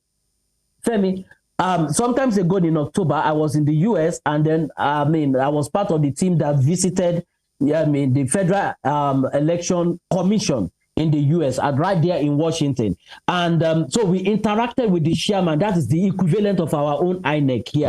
And while we interacted with them, and then looking at their process, what can we learn in Nigeria, we find that these people don't even have much responsibility like our own INEC had. What am I trying to say? They only track campaign finance. They so much unbundle themselves, and this, what English can I use now? Just devolve power, devolve responsibility to the state level. And that is why you see it is the state level that announce the result and say, in Georgia, this is what Biden have, this is what Trump have. And it's not like the ceremony that we start today at the National Coalition Center, where we begin to say we are calling them one by one, Professor so, and then I begin to mention rejected votes, any cancellation. No, they just declare. Maybe Oshun will have declared who won in Oshun, Yobe will have declared who won in Yobe, and then you aggregate it together, and then we move. You see? So what am I trying to say is this. INEC has a lot of responsibility, and I'm beginning to think they are overwhelmed. What am I trying to say? They handle logistics. INEC logistic on election in a ethnic, in a more, different. Nigeria have very different terrain, not a single terrain. It's also different terrain. So they manage logistics. The INEC is expected to conduct election. That is number 2. INEC is expected to monitor campaign finance. That is number 3. Party monitoring, party administration, to monitor party is also, that is number 4. Then don't also forget, INEC will also be joined in all all election litigation. So they keep going on and on. So you have a lot of things that poses distraction. So what if they go to conduct election and then can't, and then they declare? So do we need, like we are already talking now about Election Offense Commission? Maybe that will take that one off them. They are not also expected to prosecute election offenders. Maybe that one. Maybe we have another body that handle election logistics. Like in America, there is even a different group that handle logistics, that handle debates. So these are the things that we need to begin to talk about onboarding INEC. They have too much responsibility. All right. So just before we let you go quickly, I don't know if you have an idea of what the turnout is like as of this morning. Can we, I don't know if all of the data is in at your end, but can you give us an idea of what the turnout is like compared to 2019? So I think it's too early to say, because most of it, like I said, as at the last time we checked Wstv-Rave, because that is where you will see accredited voter and then the total number of vote cast, because you are going to take the total number of vote cast to calculate that as against PVC collected. So and since we only have less than 30,000, units that have been uploaded on iRev, so it's difficult to say. And of course, you don't want to compare head counts and say, oh, because you have 500 people gathered, you will say the turnout is massive. But in the actual sense, if you look at that polling unit, maybe the total registered voter in that polling unit is 1,005. And 500 just, gathered in that particular place. You say the turnout is good. So at the end of the day, you now begin to say, no, the turnout is low. No, the turnout, that is the dynamics. Okay. But I am sure if by next time I speak with you, if we have like close to 50% of the thing on iRev, we'll be able to make projection and say this is what it's looking like. All right. So your organization also track electoral violence, and you've done extensive work in the build up to this election, looking at state that will hotspot and what have you. So from what we have yesterday, did we do well by your projections, or we actually fulfilled a prophecy that you and other researchers made regarding electoral violence in this election? Oh, we did not do well. We surpassed election day electoral violence. Compared to what we have in 2019, we've surpassed that. And by the time we left the situation room yesterday around 12 midnight, around 1 o'clock, what we have already was 70 cases of electoral violence on the election day alone across the country. And then the highest from Lagos. And then in terms of region, the highest from the south. You understand? So, and that is what we have. And then we now begin to have, of course, we have a lot of things that mad that election, gunshots, ballot box snatching, and we raise concern that there are likely going to be ballot box snatching. But I next said, no, this may not be possible because Beavers, if you do that, it's a game changer. Beavers is a game changer. But we were playing a scenario that, look, it's a game changer because when results get into Beavers and iRev, or it is difficult to change. But what and we play the scenario, what the politicians will do is that let's make sure where we are losing, the result did not get to Beavers. There is nothing to count. So, and that is why we are coming back to the era of ballot box snatching, so that you make sure that the result doesn't get to that particular place. Because the moment you get to the place, it's difficult to rig. And that is what we've had. And I tell you, what we are releasing a statement today that this is now the time. This is now the time to tighten security, because there is likelihood of post-election violence. And why am I saying that? This is one election that you did not find, and I'm saying this carefully. What the people were voting for yesterday was not competence and character. What the people were voting for on the ballot yesterday was ethnicity, was religion, that shaping the voting pattern. So, and that is why in some places in Lagos, you find out that, look, we have a video that some people are even saying, if you are not voting for this political party, you cannot come and destroy our state for us, leave this place now. So you find those are the things you find on the ballot. So what am I trying to say now is that, and don't also forget that when we had the delay in uploading on iRev, on the social media, conversation was going on that is it that they want to rig, because some political party have been jubilating now, and we need to let them know, look, you've not even had 50% of the result. So what it means is that they need to tighten, because if this thing doesn't go the way of the people who thought they are leading now, how are they going to take it? Then again, lastly, let me say, after this election, Nigeria have huge work to do, and whoever becomes the president we need to see and how we can come back and have national reconciliation, because this is one election that is more divisive than bringing us together. Well, I'd like to thank you most sincerely, Mr. Bukolaidu. Very, very fantastic analysis of the election.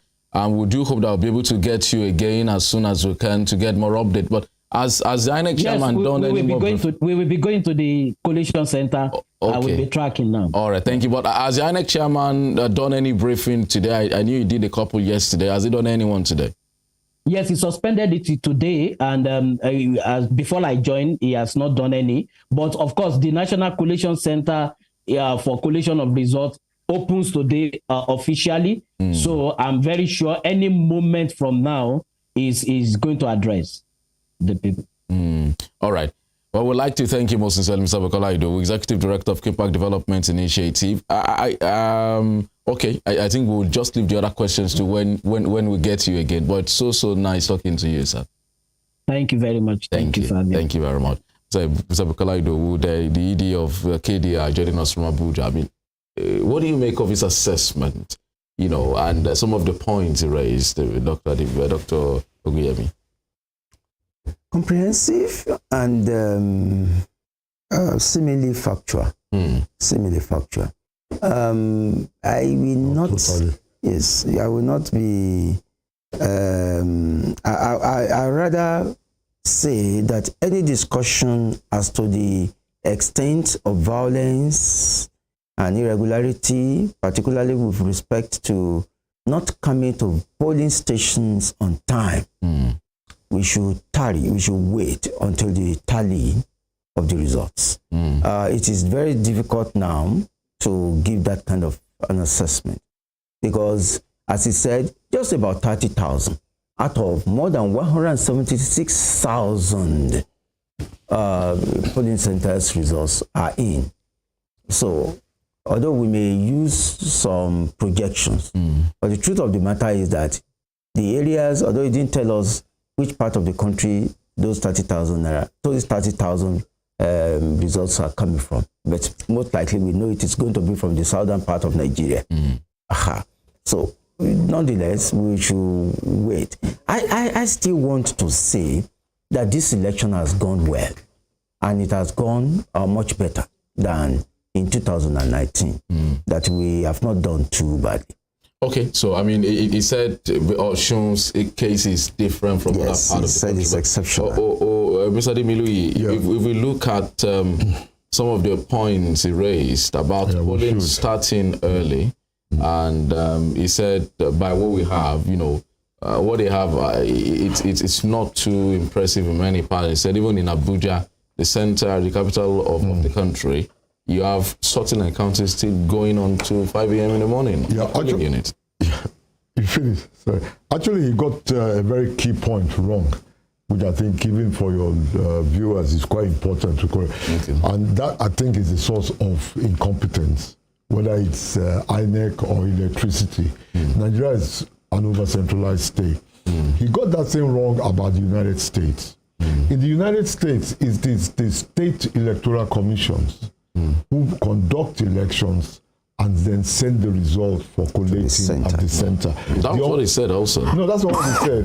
He gave the impression that the Federal Electoral Commission, which has less than 60 full-time members and hardly any part-time members, has devolved powers to the... That's maybe the choice of word devolved. You see, the thing is, right, that if we had a serious political establishment, which we don't have, by now, since 1999, or even, you know, we should have had a devolved electoral setting in which the Osun State Electoral Commission conducts election in Osun. They know the terrain, they have the logistics, they speak the language, and then they send... the INEC in Abuja will probably not have more than about 70 staff, and calculators and computers to just do the maths. That's it. Unfortunately, and this is why you don't have electricity as well.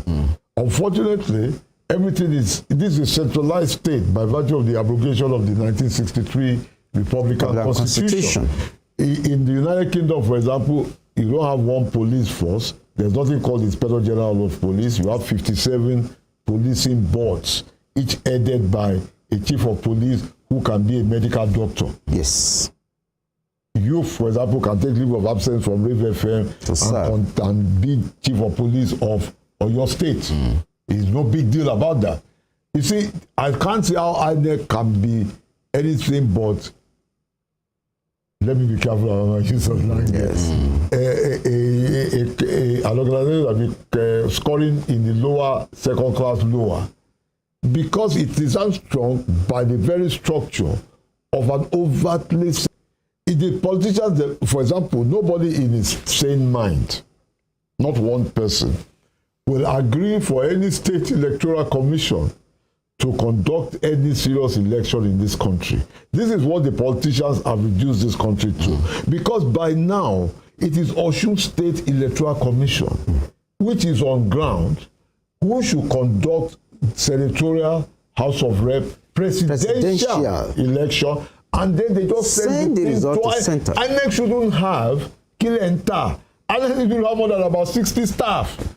Mitt Romney, if you remember, when he was running against Obama, Mitt Romney complained that the Federal Electoral Commission in Washington was overstaffed and that he didn't see, as part of his own cutting of the cost of governance, his own Oronsaye report, Mitt Romney said he did not understand why the Federal Electoral Commission should have more than 72 staff. At that time, when he was running against Obama, the Federal Electoral Commission had 114 staff. He was not saying that this is the way that costly bureaucracy is depriving the government of funds. Now what I'm saying is, I'm sure many Nigerians were astonished that the Federal Electoral Commission of the United States of America had 112 staff. Only God knows how many full-time staff INEC has. They will be in their thousands. There will be. You see, INEC is a reflection of a state that has stultified and underdeveloped this country. INEC is the same thing as having a national grid, when you should have devolved the grid into about 16 different grids. Yes. INEC is the same as having a policing system that should really be about, in the context of Nigeria, about maybe 18 different policing boards across 6 regional. It is the same. You see, the thing is, I don't understand, honestly, if we had had a proper state electoral commission that had conducted the electoral commission, the results would have been out. Okay, so the results would have been out by 11 yesterday, not even midnight. Okay, so I mean, if that's talking about the ideal, what it should. No, it's not ideal. It's what we have to go. Yes, I mean, want your grandchildren to be like this. I'm sure that's what I'm saying. That should be the ideal. But the peculiarity of what we're experiencing now, with what happened in 2019, at least there should be some level of improvement. At least since Atahiru Jega came on board, there's been, some improvement in a way each electoral cycle. But from I'm also aware. I still remember how the 2019 election went. I'm not sure from the kind of report we had, especially as regards lateness. INEC has done a lot in improving on logistics, in polling units opening on time. But from what we had yesterday, should we have done better? Nonetheless, but I only want to talk about what Baba Ademiloye has just said now, that if actually we could decentralize the functions of and the offices of electoral officers, the INEC offices, like as we had the election yesterday, we were able to conduct the federal election, the president, the Senate, and then the House of Representatives. If INEC here in Osun State will monitor the one here, and at the end of the day, they will just release the result as if we were conducting the governorship election. It will have been better. But the problem we are having is manipulations. We can't trust one another. Imagine in Sokoto now, we say, okay, fine. The INEC over there in Sokoto conduct whatever you want and declare the presidential result for. They will manipulate it. We are living in such a state that we do not. We are moving gradually away from what is reality. So if we could do that, that would be better. But from Atahiru Jega and this one, I think I want to say something. In 2019, nothing was delayed. I was outside when I heard that President Muhammadu Buhari has congratulated, Jonathan. In 2015. In 2015, has congratulated. I said no, and they declared no. Maybe because he has seen the result or whatever. And I called somebody that I know very well, who's a journalist in Abuja. He said, oh, it's true. The man has congratulated what's it called? Jonathan or some. Jonathan congratulated Buhari. So if actually we can look for what we can do to avoid this delay, I think it will be better. And we have what's it called, the Western country who are doing the same thing. If we could learn, if we could borrow their idea, it will help us here in Nigeria. Well, Dr. Ogunyemi, so, he raised one of the points he raised, and he said perhaps could be one of the reasons why we have some of the challenges we had, because he stressed that Osun's case is deceptive, using Osun to gauge the national outlook. And, Osun is the last election before general election, in the last few election cycles. He talked about the onboarding of new recs, few months to general election. There was a delay in appointing those new recs at that time. Could that have played a part in terms of institutional memory? We're not being familiar with the terrain or how to enter the matter. Could that have been a factor? It's part of the over-centralization of the Nigerian system that David just said. Imagine the president of the Federal Republic of Nigeria will be the one to appoint the recs. The recs. Systemic failure. I mean, and when he will appoint the recs, the National Assembly may need to confirm some. And then you open up a vista for the possibility of some under-table dealings in confirmation or non-confirmation of some other people.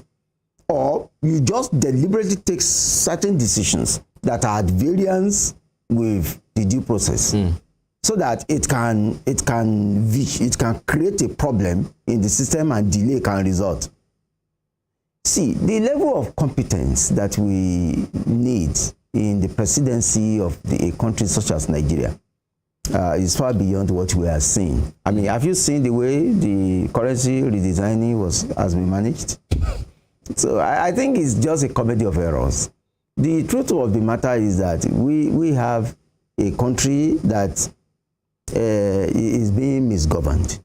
It's being misgoverned. So many things can be responsible for making things work. But once you have had an experience in the past, you ought to learn from it and do better. But if INEC is not doing better, in spite of early release of its funds through the budget, in spite of information and backup by the CSOs, even international observers, what tests can you say? But we cannot throw our hands in the air and say, well, that's our lot. What we really need to do is that this country needs a fundamental restructuring. Fundamental restructuring. The centers of development in Nigeria should actually be the zones. In fact, I dare say the regions. Or the very radical approach is to return to the 1963 Constitution with one or two amendments. I don't think there's any alternative to because, I mean, what is so difficult in conducting elections? Must you conduct elections using the same parameters? The state of Ohio conducts using the different parameters as the state of Texas. I mean, different from Texas. For example, in some states in Nigeria, they may prefer electronic voting. After all, you can now do JAMB exams electronically. And I think they call it CBT. Yes, I mean, the Kaduna state government did a local government election with some level of digitization. So what is it? A lot of media houses are migrating from the analog to the digital. So how can in this modern time, you have a system that is at variance, is averse to modernity and to improvement? How can you be averse? So those who want to crawl in the trajectory of development can begin to crawl in their analog system. But those who want to fly, they can permit them to fly under a regional and well-restructured Nigerian system where responsibilities are devolved to the grassroots. I mean, the idea of saying they will rig it if they do it, is it not a function of a collapsed judicial system? If you apprehend someone who has done the rigging of the election, you jail him, you put him in 27 years jail, in 30 years. But because even that one has collapsed. So there's no way you can ask people to be accountable for their misdemeanor. So I think that, look, the elite of Nigeria should gather together and agree on a path of development. That path of development, in my own view, cannot be anything less than a restructured Nigeria. A new constitution, and of course, a desire to make Nigeria economically productive rather than sharing a differential. In fact, we should collapse the federation account or completely expunge the federation account from our constitution and let states generate resources to manage their affairs. Whatever is got from a source of our joint assets should go only into capital development, should never go into the payment of salaries. I mean, how do you get money from the center and you are using it to pay salaries? Where is it done? In other words, the money you are getting is directly at variance with your contribution to economic growth. In Taraba State, for example, people just gather after allocation, share the money and disperse. They are waiting for the next allocation.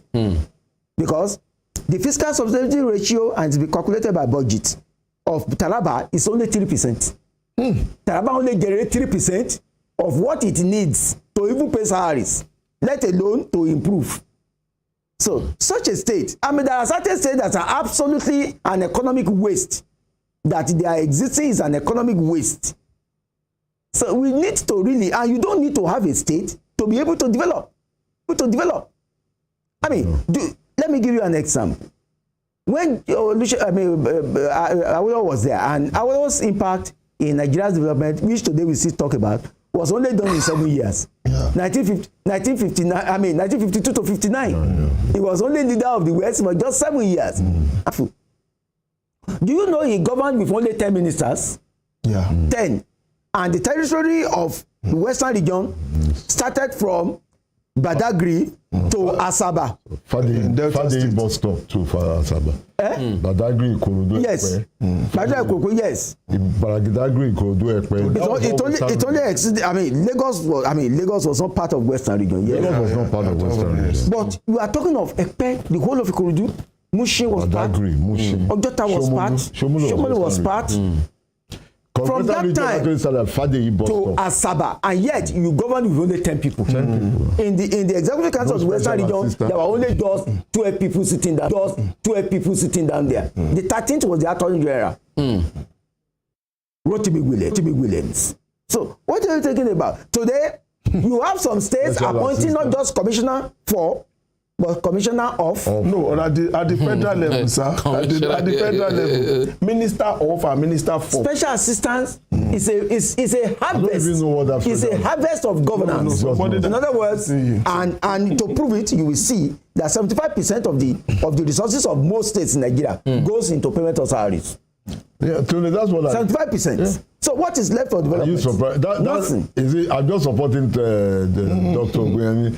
You know, this thing is not just about INEC. It's about an incompetent state that is deliberately designed to be incompetent, to fail. You know, when I was doing youth corps, let me give you a little joke to pep you up. When I was doing youth corps, there was this guy. He came from a university in California, and so we used to sit under this under this tree, the orientation camp. This guy was brilliant storyteller. I still spoke to him about a year ago. He said that a Nigerian came to Sacramento, which is the capital of the state of California. And California is the 6th largest economy in the world. So this guy now came to Sacramento and he was asking a guy that, please, I'm a tourist. Can you show me the governor's house? You know, he was taking photographs. Yeah. So that guy said, I want to see the governor's house. So the guy said, wait for me. That guy crossed over the road and went to meet a policeman. And he said, I think that man over there, he has a foreign accent. I think he wants to assassinate the governor. You know why? California is the 6th largest economy in the world as an independent country. In California, only the Chief Justice, what we call Chief Judge, has an official residence. What about governor? If they elect you governor of California, you go and find an estate agent and say, please, I've just picked up a job in Oshogbo. I beg any houses there for GRA or only the Chief Justice of California. Do you know the wealth of California? It's the 6th largest economy. California is richer than France and Brazil, which are nations. But that's why that joke came that the Nigeria was looking for. You know, in Nigeria, when you got they have befitting government house, and so the guy will say, please, I want to take photograph. Where's the governor? The guy said, you want to kill the governor? Governor doesn't have house. There's no governor's house. The lieutenant governor, what we call deputy governor here, he has no official. If they make you governor of California, you phone an estate agent and say, oh boy, come on. They don't make me governor. I only will lower and lay. Yeah. The cost of governance in Nigeria has led to a ridiculously incompetent state. It's not just about INEC. Ordinary redesign of currency. I don't even know if I have 600 naira in my pocket. Well, so I mean, quite unfortunate situation. But we'll do more of this analysis. We are due for a break. I mean, I need the break. I know we're due for a break. We'll go on a break now, but. The results have been announced at the INEC Collation Center here in Osun State. Results of that's for the presidential election. So Boluwaduro, Ifedayo, Ife North, Ila local government, Rekwodun, Oriade local government, and some others have come in already. Rekwodun, Obokun, Ife East, Olaoluwa, Orolu local government, Adakomosa East local government, Oshogbo local government. All of these results have come in, and so maybe by the time we return from the break, we'll fill you in on those results, and then maybe you can also form part of our analysis. That will be after this break. Thank you so much for staying with us. Wstv, Western Spring Television, Rave 91.7 FM, Mandate 2023 studios. Our guest is still with us here, Dr. Tunji Ogunyemi, Mr. Komiyade Miliu, and Comrade Babalola. I'll be back after this break. Thank you.